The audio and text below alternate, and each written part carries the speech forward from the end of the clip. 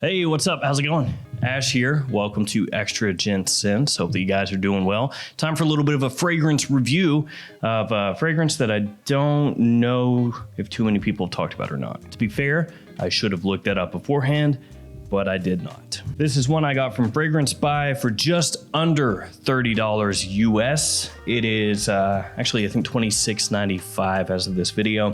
It's a fragrance called Vanille Sauvage de Madagascar from the house of La Maison de la Vanille. So obviously their fragrance house is based around vanilla, which is something that I love. Not enough vanilla-based fragrances out there for me. I'm a sucker for it. Remember Perry Ellis Oud Black Vanilla Absolute? Of course you do. That one used to be oh so inexpensive, was very heavily hyped, and then vanished off the face of the earth. Thanks for that, Perry Ellis. So let's go ahead and jump into this one. I'll show you guys the presentation, which is pretty simple, not too much to write home about. And then we'll talk about the fragrance a little bit, and I'll let you know if this is a cheapy vanilla fragrance that you need to have on your radar. So let's jump into it.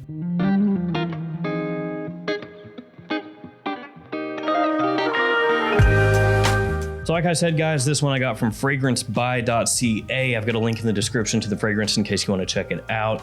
And there were some other fragrances from this house as well that I may check out in the near future. Anytime you hit me with the quality cheapie, I'm there for it. Although to be fair, the 100 ml size bottle is not really as cheap. They had a tester and it was like $46 or $47. So if you want it inexpensive, you want the little dinky bottle like I got here. All right, presentation time. So here we got the box. You have the name of the house, name of the fragrance, size and concentration on the front here. It's a 30 ml size, 0 to 12 concentration.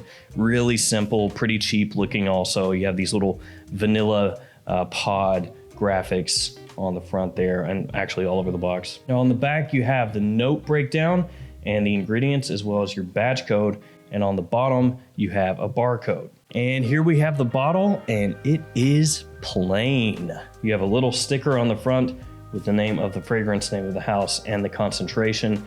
And this is just a little aluminum bottle. So it definitely stands out amongst a sea of glass bottles. On the bottom, you have a sticker with your badge code and the cap slides into place. And it does look cheap. The cap is very thin and crappy.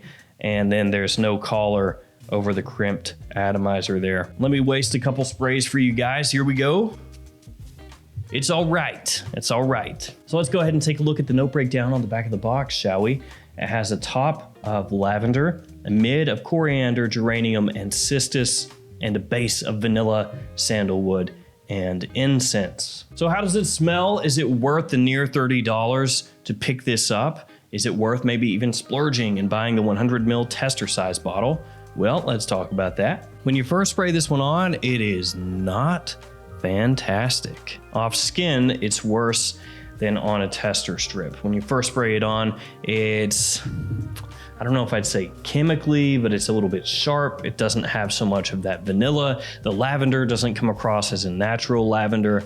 It's, like I said, sharp, ever so slightly powdery in the opening, and a bit synthetic smelling. It's like a lightly soapy, sharp lavender with a bit of a coriander undertone. It doesn't smell fantastic, and that's gonna last for about 5 minutes or so off my skin. Now, thankfully, it does dissipate pretty quickly, and then that coriander and the geranium, frankly, both just go whoop and disappear, just dipping out to the back, sneaking out the back door and going and getting hit by a car as they cross the street. They're just gone. You're never gonna see them again, sorry. The lavender smooths out a little bit. It loses that sharpness, it loses that synthetic edge, and it starts to step back into the background a little bit and starts to play a supporting role for the vanilla, which comes out and becomes the prominent note in the fragrance, which makes sense because this is La Maison de la Vanille, and the fragrance is Vanille Sauvage de Madagascar. So if the vanilla was not prominent here,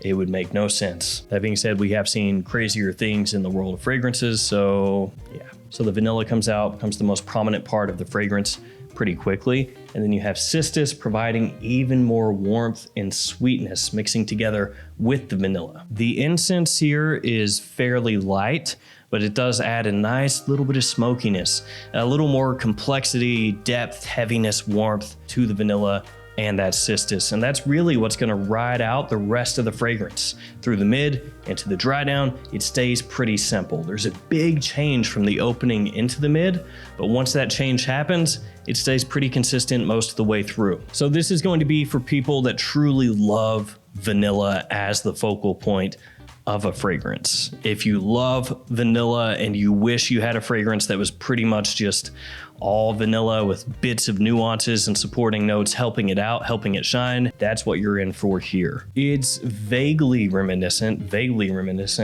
of something like Perry Ellis Oud Black Vanilla Absolute, which means that it's also vaguely reminiscent of something like Guerlain Spiritueux Double Vanille.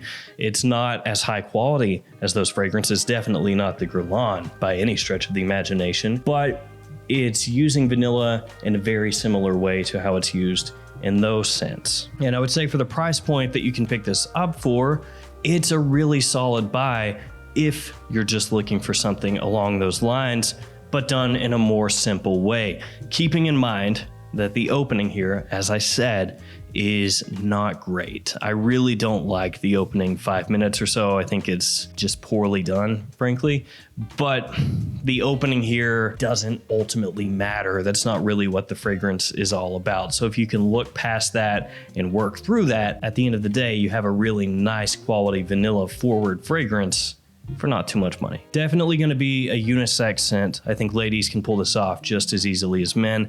It doesn't lean particularly masculine or anything like that. I would also say, and I'm just bringing this up because I love the fragrance and there may be a couple of you out there who are curious, that this fragrance, Vanille Sauvage de Madagascar, does not have very much in common with Eau de Beau from L'Occitane. So in case you were curious for some reason, not too much of a similarity between the two. And between the two, Eau de Beau has a little bit more going on, a little more complexity. Now, in terms of seasons, Vanille Sauvage de Madagascar is going to be better for fall and winter time. Probably not a big surprise there. I think you can use it during the day or the evening, though it will lean a little bit more toward evening use because it does have that warmth, that sweetness that you would associate more with like a comforting night in kind of scent. Performance is not bad. This is an eau de toilette, but it's not amazing either.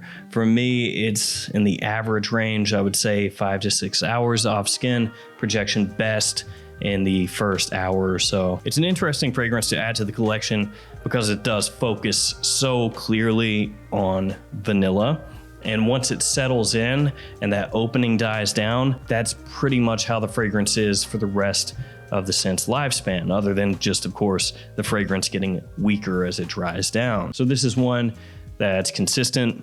Once it hits the mid, most people are gonna say it's pretty linear, but if you're looking for a warm vanilla gourmandy type fragrance, check it out. I'm not sure how the other ones in this house or this line stack up. So I don't know if this is like the best of the bunch or somewhere in the middle.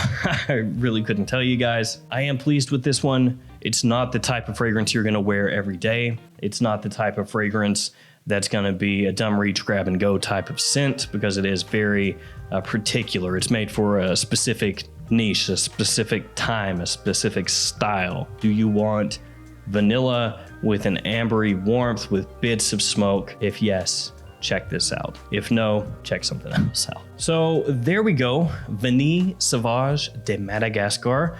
That will do it for me on this one. Just a quick review on this fragrance. Pretty simple, not a huge amount to talk about, but a really nice vanilla. All right, I'm gonna roll. Thank you guys for hanging with me. Thanks for your support. I'll see you guys again another day with another fragrance video. Stay safe out there. See you guys later.